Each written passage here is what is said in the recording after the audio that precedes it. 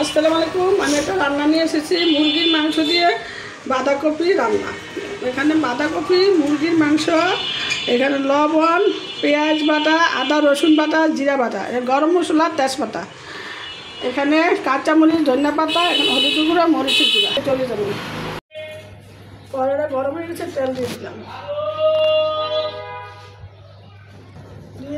গরম মশলা, তেজপাতা, বাটা, আদা রসুন বাটা, জিরা বাটা, বাকিটা ভালো করে লবণ দিয়ে দিলাম, হলুদ গুঁড়ো দিয়ে দিলাম,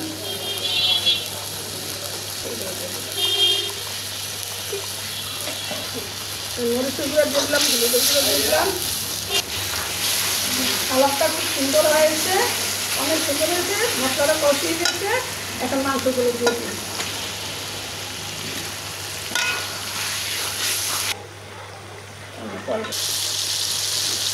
মাংসটা কষানো হয়ে গিয়েছে, এখন কপিগুলো দিয়ে দিলাম, কাঁচামরিচ দিয়ে দিলাম।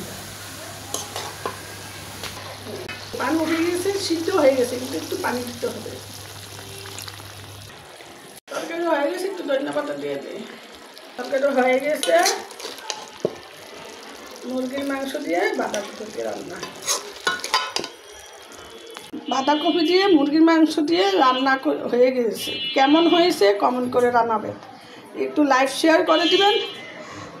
আমার চ্যানেলটা অতি নতুন, দয়া করে সাবস্ক্রাইব করে দিবেন। আল্লাহ হাফেজ।